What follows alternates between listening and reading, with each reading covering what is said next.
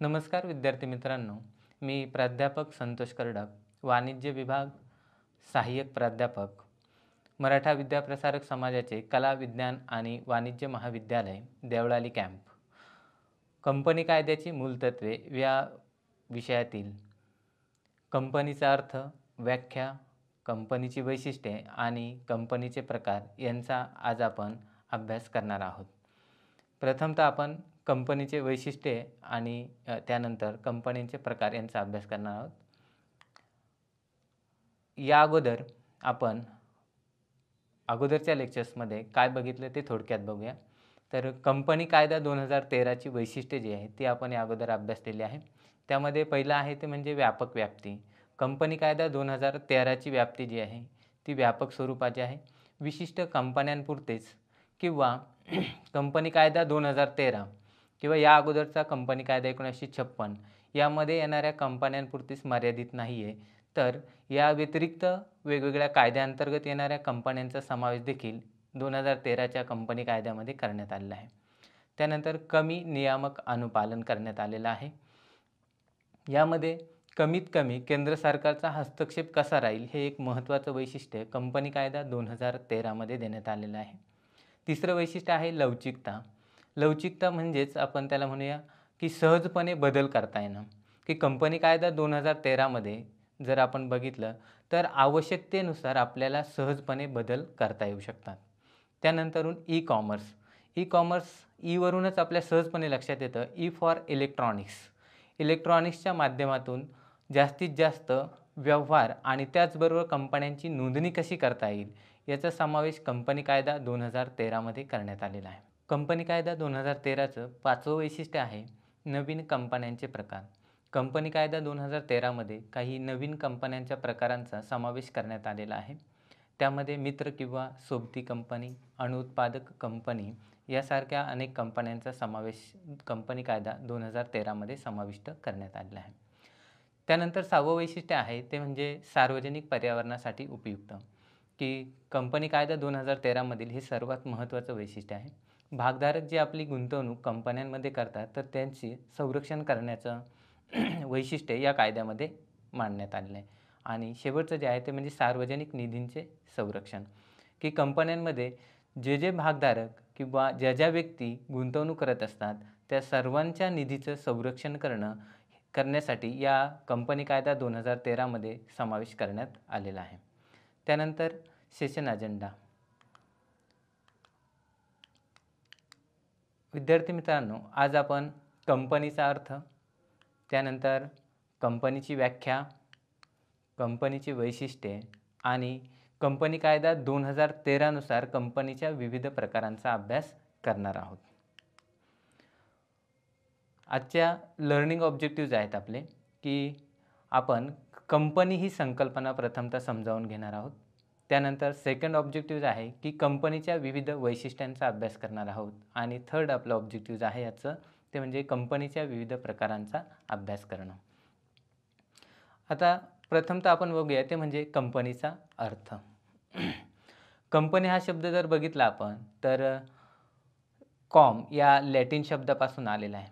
Com म्हणजे एकत्र किंवा सोबत असणं आणि पॅनिस म्हणजेच ब्रेड, म्हणजे ज्या व्यक्ती किंवा व्यापारी व्यक्तींचा समूह एखाद्या विषयावरती चर्चा करतो आणि एकत्र अन्न ग्रहण करतात असं म्हटलं जातं. आणि या दोघांच्या कॉम्बिनेशनमधून कंपनी हा शब्द जो आहे तो तयार झालेला आहे. आपण जर कंपनीचा अजून पुढे अर्थ जर बघितला तर सहजपणे आपल्या असं लक्षात येतं की कंपनी म्हणजे कंपनी कायद्याद्वारे निर्माण केलेली एक कृत्रिम व्यक्ती आहे, जिला स्वतःचं एक स्वतंत्र कायदेशीर अस्तित्व आहे. त्याचबरोबर कंपनीला सातत्यपूर्ण अस्तित्व असून स्वतःची एक नाममुद्रा आहे. आपण जर बघितलं तर कंपनी कायदा जो आहे तो कंपनी हा जो प्रकार आहे तो म्हणजे व्यापार विश्वाला मिळालेली एक प्रकारची देणगी आहे. सुरुवातीला कंपनी कायदा ज्यावेळेस अस्तित्वात नव्हता त्यावेळेस कमी प्रमाणामध्ये भांडवल लागत होतं, परंतु औद्योगिक क्रांती झाली आणि त्यानंतर मोठ्या प्रमाणावरती भांडवलाची गरज निर्माण होऊ लागली. कारण का तर औद्योगिक क्रांतीनंतर मोठ्या प्रमाणावर नवीन तंत्रज्ञान आलं, त्यामुळे उत्पादनामध्ये वाढ झाली. साहजिकच वाहतुकीमध्ये देखील क्रांती झाली आणि यामुळे मोठ्या प्रमाणावरती भांडवलाची गरज निर्माण होऊ लागली आणि त्यातूनच एकल व्यापारी संघटना आणि भागीदारी संघटना हे दोन्ही प्रकार जे आहेत ते लोप पावत गेले आणि त्यातून कंपनी हा प्रकार जो आहे तो उदयास आलेला आहे. यानंतर आपण बघूया ती म्हणजे कंपनीची व्याख्या. वेगवेगळ्या तज्ज्ञांनी कंपनीच्या व्याख्या जे ते वेगवेगळ्या केल्या आहेत. प्रथमतः आपण पहिली व्याख्या बघतोय ती म्हणजे कंपनी कायदा 2013 नुसार. कंपनी म्हणजे काय, तर भारतीय कंपनी कायदा 2013 कलम 2.20 नुसार जर बघितलं तर यानुसार किंवा यापूर्वी अस्तित्वात असलेल्या कंपनी कायद्याखाली नोंदविलेली कोणतीही संस्था म्हणजे कंपनी होय. म्हणजे आपल्या सहजपणे या व्याख्येवरून लक्षात येतं की भारतीय कंपनी कायदा 2013 जो आहे त्यानुसार किंवा या अगोदर 1956चा कंपनी कायदा होता त्यानुसार नोंदविलेली कुठलीही संस्था असेल तर तिला आपण काय म्हणूया, कंपनी म्हणू शकतो. त्यानंतर दुसरी व्याख्या आहे ती म्हणजे प्राध्यापक हॅने यांनी केलेली व्याख्या आहे. तर कंपनी म्हणजे अनेक व्यक्ती आर्थिक लाभासाठी एकत्र येऊन निर्माण झालेली ऐच्छिक संघटना होय. म्हणजे बघा सहज ह्या व्याख्येचं आपण जर ऑब्झर्वेशन केलं तर आपल्या लक्षात येतं की कंपनी म्हणजे काय, अनेक व्यक्ती आर्थिक लाभासाठी एकत्र येतात आणि त्यातून निर्माण झालेली ऐच्छिक संघटना म्हणजे कंपनी होय. मग या संघटनेचं भांडवल जे आहे ते हस्तांतरणक्षम भागांमध्ये विभागलेलं असतं. म्हणजे ते जे काही भांडवल जे आहे हस्तांतरणक्षम मध्ये भागांमध्ये विभागलेलं ते सहजपणे एका व्यक्तीकडून दुसऱ्या व्यक्तीला आपण हस्तांतरित करू शकतो. त्याचबरोबर भागांची मालकी जी आहे ही सभासदत्वाची अट आहे. म्हणजे एखाद्या कंपनीचा आपल्याला सभासद जर व्हायचं असेल तर त्यासाठी आपण काय करणं गरजेचं आहे, भागांची खरेदी करणं गरजेचं आहे. अशा प्रकारे ह्या दोन व्याख्यांवरून आपल्याला सहजपणे लक्षात येतं की कंपनी म्हणजे काय. यानंतर आपण बघूया ती म्हणजे कंपनीची वैशिष्ट्ये. बघा पहिलं वैशिष्ट्य आहे की ऐच्छिक नोंदणीकृत संस्था. कंपनी ही ऐच्छिक नोंदणीकृत संस्था आहे. म्हणजे तुम्ही कोणाला पण नाही सांगू शकत की तू कंपनी सुरू कर, तू कंपनी, ज्याच्या मनामध्ये येईल इच्छा ती व्यक्ती काय करू शकते, कंपनीची स्थापना करू शकते.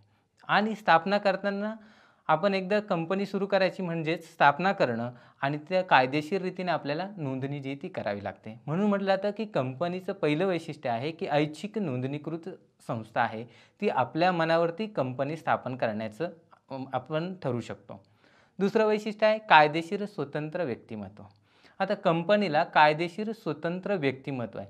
जसं मी एक उदाहरण देईल की आपल्या घरामध्ये एक छोटंसं बाळ जन्माला येतं. ज्यावेळेस जन्माला येतं त्यावेळेस त्याचं आपण काय करतो, नामकरण करतो, बरोबर आहे. तसंच कंपनी ज्यावेळेस नव्याने सुरू करतो त्यावेळेस त्या कंपनीचं देखील एक नामकरण केलं जातं. म्हणजेच कंपनी जरी कायद्याने निर्माण होत असली तरी तिला कायदेशीर स्वतंत्र व्यक्तिमत्व आहे.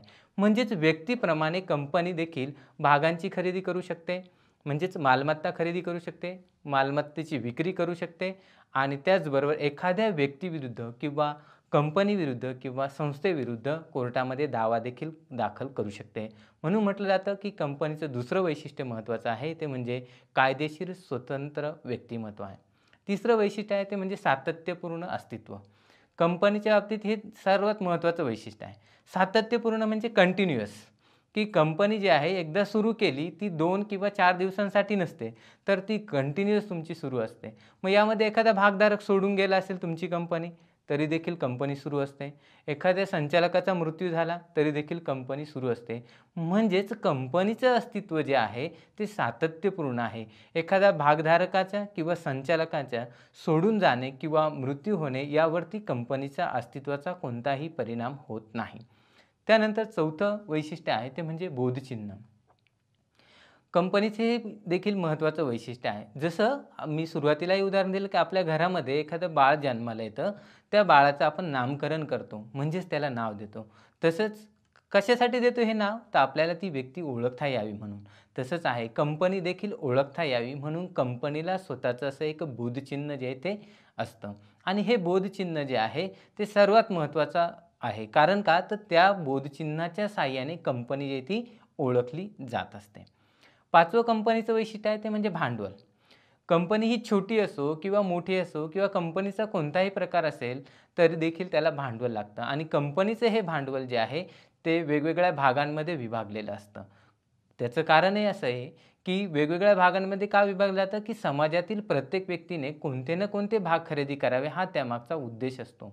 त्याचबरोबर कंपनीच्या भागांची किंमत जी आहे ती कमीत कमी ठेवलेली असते. म्हणजेच ₹10, ₹50, ₹100 या पटींमध्ये कंपनीच्या भागांची किंमत जी ती ठेवलेली असते. याचंही कारण तेच सांगता येईल आपल्याला, की समाजातील अगदी गरीब व्यक्तीसुद्धा कंपनीचे भाग खरेदी करावे, हा त्यामागचा सर्वात महत्त्वाचा हेतू असतो.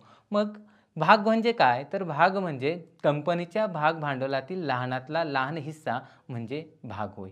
मग लहानातला लहान हिस्सा म्हणजे उदाहरणार्थ कंपनीच्या एका भागाची किंमत ₹10 आहे, तर तो भाग ₹10 म्हणजे भाग होय. त्याला आपण शेअर्स म्हणूया.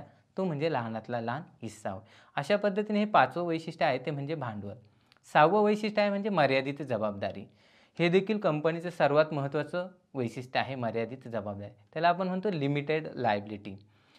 की भागीदारी संस्थेच्या बाबतीत जर आपण विचार केला, तर भागीदारी कायदा 1932 नुसार भागीदारांची जबाबदारी जी आहे ती अमर्यादित स्वरूपाची आहे. परंतु कंपनीमध्ये मात्र कंपनीच्या भागधारकांची जबाबदारी जी आहे ती मर्यादित स्वरूपाची असते. त्याचबरोबर 7वं वैशिष्ट्य आहे मालकी आणि व्यवस्थापन यामध्ये फरक करण्यात आलेला आहे. मालकी आणि व्यवस्थापन म्हणजे काय? तर मालक जे आहेत ते कंपनीचे खरे मालक जे आहेत ते भागधारक असतात. परंतु भागधारकांना वेळ नसल्याकारणाने ते आपल्यातून काही व्यक्तींची निवड करून देतात आणि त्या व्यक्ती काय करतात, की कंपनीचं व्यवस्थापन करण्याचं काम जे आहे ते करत असतात. अशा पद्धतीने आपण एकूण जर बघितलं तर कंपनीचे एकूण 7 वैशिष्ट्य बघितले आणि शेवटचं 8वं वैशिष्ट्य आहे ते म्हणजे भागांची हस्तांतरणीयता. म्हणजेच भाग जे आहेत ते आपल्याला सहजपणे हस्तांतरित करता येऊ शकतात. म्हणजे एखाद्या भागधारकाला भागांच्या तरलतेचा वापर करून घ्यायचा असेल, तर अशा वेळेस ती व्यक्ती काय करू शकते? भाग जे आहेत ते आपले सहजपणे हस्तांतरित करू शकते. यानंतर आपण कंपन्यांच्या प्रकारांचा अभ्यास करणार आहोत. आता यामध्ये जर बघितलं आपण तर एकूण कंपन्यांचे 4 प्रकार पडतात. त्यामध्ये पहिला प्रकार आहे तो म्हणजे नोंदणीनुसार. नोंदणीनुसार कंपन्यांचे जर प्रकार बघितले आपण तर 3 पडतात. यामध्ये संधी कंपन्या, त्याला चार्टर्ड कंपनीज म्हणतो. दुसरा प्रकार आहे विशेष कायद्याने स्थापन झालेल्या कंपन्या आणि तिसरा आहे नोंदणीकृत कंपन्या. सभासद संख्येनुसार कंपन्यांचे 2 प्रकार येतात. त्यामध्ये खाजगी कंपनी आणि सार्वजनिक कंपन्या. आणि जबाबदारी तत्वानुसार कंपन्यांचे देखील 2 प्रकार पडतात.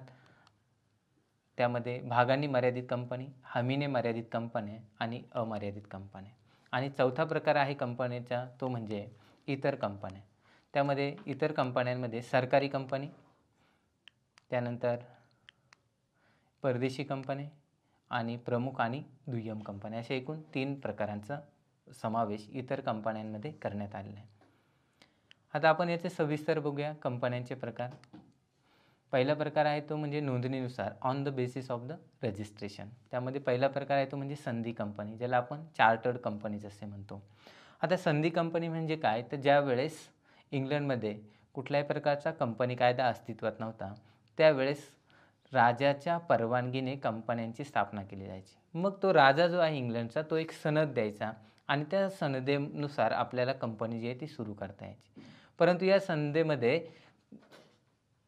या संधीमध्ये कंपनीचे कार्यक्षेत्र आणि त्याच्या मर्यादा ज्या त्या निश्चित केलेल्या असायच्या. त्याचबरोबर कंपनीची सनद जी आहे ती रद्द करण्याचा अधिकार पूर्णपणे राजाला देण्यात आलेला होता. विशिष्ट कालावधी संपल्यानंतर संधीचं नूतनीकरण जे आहे ते करून घ्यावं लागत असायचं. यामध्ये महत्त्वाचा मुद्दा असा सांगता येईल की संधी कंपन्यांच्या नावाच्या शेवटी मर्यादित हे शब्द लिहिण्याची आवश्यकता नव्हती. त्याचबरोबर या कंपन्यांमध्ये सभासदांची जबाबदारी जी ती मर्यादित स्वरूपाची होती आणि या कंपन्या जर बघितलं आपण तर 17व्या शतकामध्ये बऱ्याचशा स्थापन झाल्या आहे. याची उदाहरणं आपल्याला बघता येईल ते म्हणजे ईस्ट इंडिया कंपनी सन 16व्या शतकामध्ये स्थापन झाली आहे. त्यानंतर बँक ऑफ इंग्लंड जी आहे ती 1694मध्ये स्थापन झाली आहे आणि ब्रिटिश साऊथ आफ्रिका कंपनी जी आहे की जी 1898मध्ये स्थापन झाली आहे. दुसरा प्रकार आहे कंपनीचा तो म्हणजे विशेष कायद्याने स्थापन झालेल्या कंपन्या, ज्याला आपण स्टॅच्युटरी कंपनी असे म्हणतो. या कंपन्यांची स्थापना करण्यासाठी लोकसभेमध्ये किंवा राज्यसभेमध्ये विशेष कायदा पास करून या कंपन्यांची स्थापना केली जात असते. या कंपन्यांचं कार्यक्षेत्र निश्चित करण्याचं काम देखील सरकार करत असतं. त्याचबरोबर या कंपन्यांना लागणारं भांडवल जे आहे ते केंद्र सरकार किंवा राज्य सरकार किंवा दोन्ही सरकार मिळून देत असतं. त्यामुळे या कंपन्यांच्या कार्यक्षेत्रावरती पूर्णपणे सरकारचं नियंत्रण असतं.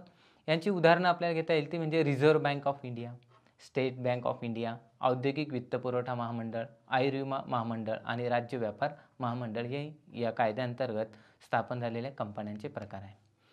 त्यानंतरचा पुढचा प्रकार आहे नोंदणीकृत कंपन्या, ज्याला आपण म्हणतो रजिस्टर्ड कंपनीज, की भारतीय कंपनी कायदा 2013च्या कायदेशीर तरतुदीनुसार ज्या कंपन्या स्थापन होतात त्यांना नोंदणीकृत कंपन्या म्हणतात. म्हणजे सहजपणे आपल्या असं लक्षात येईल की भारतीय कंपनी कायदा 2013 जो आहे त्यामध्ये दिलेल्या ज्या तरतुदी आहेत त्यानुसार ज्या कंपन्या स्थापन होतात त्यांना नोंदणीकृत कंपन्या असं म्हणतात. मग नोंदणीकृत कंपन्यांमध्ये दोन प्रकार येतात. यामध्ये पहिला आहे तो म्हणजे खाजगी मर्यादित कंपनी आणि दुसरा आहे तो म्हणजे सार्वजनिक मर्यादित कंपनी. त्यानंतर दुसरा प्रकार बघूया तो आपण म्हणजे सभासद संख्येनुसार कंपन्यांचे प्रकार on the basis of members. त्यामध्ये पहिला प्रकार आहे तो म्हणजे खाजगी कंपनी, प्रायव्हेट कंपनी, की ज्या कंपनीचं वसूल भागभांडवल किमान ₹1,00,000 असून कमाल भागभांडवल जे ते नियमावलीनुसार ठरविण्यात येतं अशा कंपनीला खाजगी कंपनी म्हणतात. या व्यतिरिक्त आपण असंही म्हणू शकतो की खाजगी कंपनी म्हणजे अशी कंपनी की ज्या कंपनीची स्थापना करण्यासाठी किमान 2 व्यक्तींची आणि कमाल 200 व्यक्तींची गरज असते अशा कंपनीला देखील खाजगी कंपनी असे म्हणतात. त्याचबरोबर कंपनी कायदा 2013मध्ये जर बघितलं आपण तर या कंपनीच्या बाबतीत आपल्याला वैशिष्ट्ये सांगता येतील की या कंपनीची स्थापना करण्यासाठी किमान 2 आणि कमाल 200 सभासद संख्येची आवश्यकता असते. त्याचबरोबर या खाजगी कंपनीचे भाग भांडवल जे आहे ते जमा करण्यासाठी सार्वजनिकरित्या जमा करता येत नाही, म्हणजेच माहितीपत्रक प्रसिद्ध करून कंपनीचं भांडवल जमा करता येत नाही. आणि त्याचबरोबर तिसरं वैशिष्ट्य आहे या कंपनीचं ते म्हणजे या कंपनीच्या भागांचं हस्तांतरण करता येत नाही. ही 3 महत्त्वाची वैशिष्ट्ये खाजगी कंपनीची आहेत.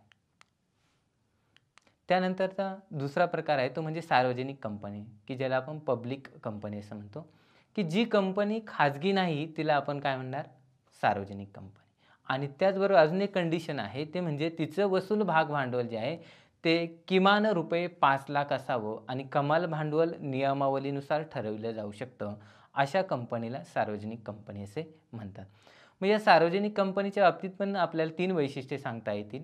पहिलं म्हणजे सार्वजनिक कंपनीची स्थापना करण्यासाठी किमान 7 व्यक्तींची आणि कमाल अमर्यादित व्यक्ती असू शकतात. ही पहिली वैशिष्ट्य आहे. दुसरं म्हणजे सार्वजनिक कंपनीला आपलं भाग भांडवल जमा करण्यासाठी आम जनतेला आव्हान करता येतं. म्हणजेच सार्वजनिक कंपनी भांडवल गोळा करण्यासाठी माहितीपत्रक प्रसिद्ध करू शकते आणि सर्व जनतेला आव्हान करू शकते. हे दुसरं वैशिष्ट्य. आणि तिसरं वैशिष्ट्य म्हणजे की सार्वजनिक कंपनीच्या सभासदांना आपल्या भागांचं सहजपणे हस्तांतरण जे ते करता येतं. हे त्याचं तिसरं वैशिष्ट्य आहे. त्याचबरोबर सार्वजनिक कंपनी जी आहे तर या कंपनीच्या नावाच्या शेवटी मर्यादित हे शब्द लिहिण्याची गरज आहे. जसं खाजगी कंपनीच्या नावाच्या शेवटी आपण खाजगी मर्यादित असे शब्द लिहितो, तसेच सार्वजनिक कंपनीच्या नावाच्या शेवटी आपल्याला पब्लिक लिमिटेड असे शब्द लिहिणं गरजेचं आहे. कंपनीचा पुढचा प्रकार आहे जबाबदारी तत्वानुसार on the basis of liability. यामधला पहिला प्रकार आहे तो म्हणजे भागांनी मर्यादित कंपन्या, कंपनीज लिमिटेड बाय शेअर्स. ज्या कंपन्यांचं भागभांडवल सभासद भाग खरेदी करून घेतात व त्या सभासदांची जबाबदारी त्यांनी खरेदी केलेल्या भागांच्या किमती एवढी असते त्या कंपन्यांना भागांनी मर्यादित कंपन्या असे म्हणतात. आता बघा या व्याख्येमध्ये जर बघितलं आपण तर सहजपणे आपल्या लक्षात येते की ज्या कंपन्यांचं भागभांडवल काय सभासद भाग खरेदी करून घेतात आणि त्या सभासदांची जबाबदारी जी आहे त्यांनी खरेदी केलेल्या भागांच्या किमती एवढी मर्यादित असते. आपण सहजपणे एक उदाहरण घेऊया. उदाहरणार्थ अबक ही या नावाची एक कंपनी आहे. या कंपनीच्या एका भागाची किंमत ₹10 आहे, बरोबर आहे, ₹10. मग एखाद्या व्यक्तीने जर ते ₹10 दिलेले असतील कंपनीला तर त्याची जबाबदारी 0 येते. परंतु त्या सभासदाने जर ₹5 कंपनीला दिलेले असेल तर त्या सभासदाची जबाबदारी जी आहे ती पुढील ₹5 देण्या इतकीच मर्यादित असते. यालाच आपण काय म्हणतो, भागांनी मर्यादित. म्हणजेच तुम्ही ते ₹10 पूर्णपणे भरलेले असेल तर तुमची जबाबदारी काय येते, 0 येते. अशा प्रकारच्या ज्या कंपन्या याला म्हणणार भागांनी मर्यादित कंपन्या असं म्हटलं जातं.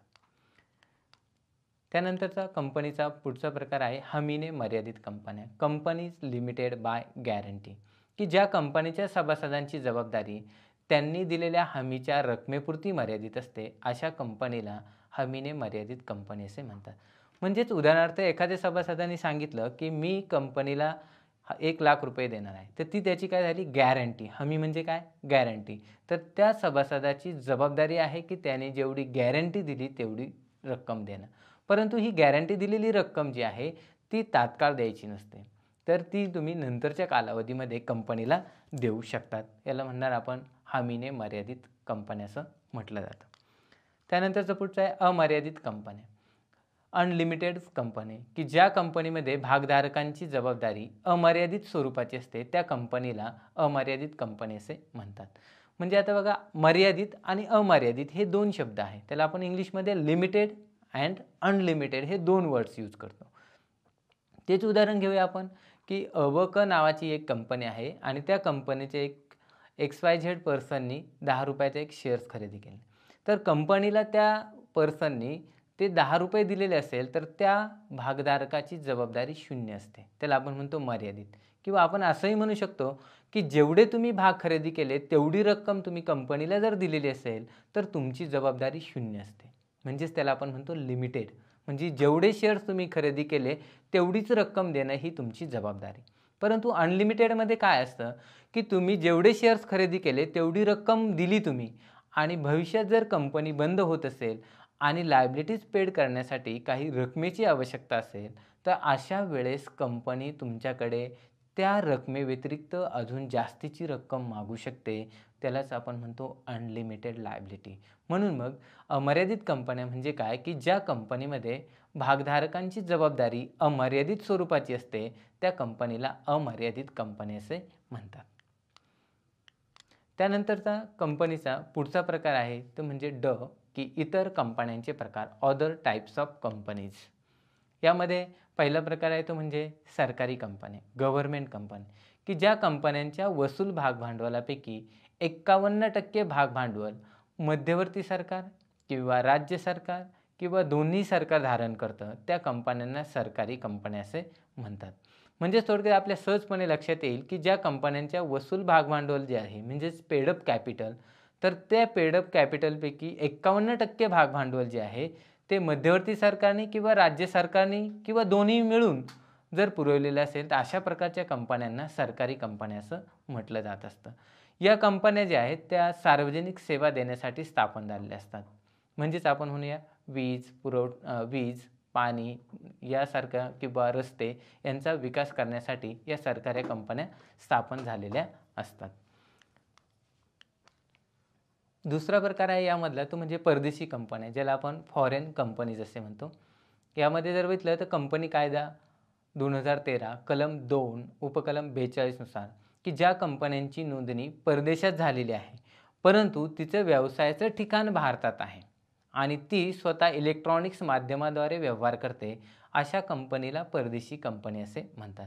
सहजपणे ही व्याख्या जर तुम्ही व्यवस्थित बघितली तर लक्षात येतं आपल्याला, की ज्या कंपनीची नोंदणी कुठे झाली, परदेशात झाली, परंतु तिचं व्यवसाय करण्याचं ठिकाण जे आहे ते कुठे आहे, भारतात आहे आणि ती स्वतः इलेक्ट्रॉनिक्स माध्यमांच्याद्वारे व्यवहार करत असते अशा कंपनीला परदेशी कंपनी असे म्हणतात. याचं एक उत्तमचं उदाहरण देईल मी. आपल्या नाशिकमध्ये असलेली WNS कंपनी हे एक त्याचं उत्तम उदाहरण देता येईल, की ही कंपनी जी आहे ती बाहेर देशामध्ये तिची नोंदणी झाली आहे परंतु तिचं कामकाज जे आहे आपल्या नाशिकमध्ये चालतं आणि ते इलेक्ट्रॉनिक्स माध्यमांच्या साहाय्याने चालतं. अशा प्रकारच्या ज्या कंपन्या आहेत त्याला आपण परदेशी कंपन्या असं म्हणतो. आणि शेवटचा प्रकार आहे यामधला प्रमुख व दुय्यम कंपन्या, त्याला होल्डिंग अँड सबसिडायरी कंपनीज म्हणतात, की जी कंपनी एक किंवा अनेक कंपन्यांशी संबंध ठेवते आणि त्या कंपन्यांवरती नियंत्रण ठेवते त्या कंपनीला प्रमुख कंपनी म्हणतात. म्हणजेच होल्डिंग कंपनी. याचं उत्तमचं उदाहरण किंवा मी सहजपणे तुम्हाला एक्सप्लेन करून देऊ शकतो, की होल्डिंग कंपनी म्हणजे काय, की उदाहरणार्थ ही कंपनी आहे आणि ब ही एक कंपनी आहे, बरोबर आहे.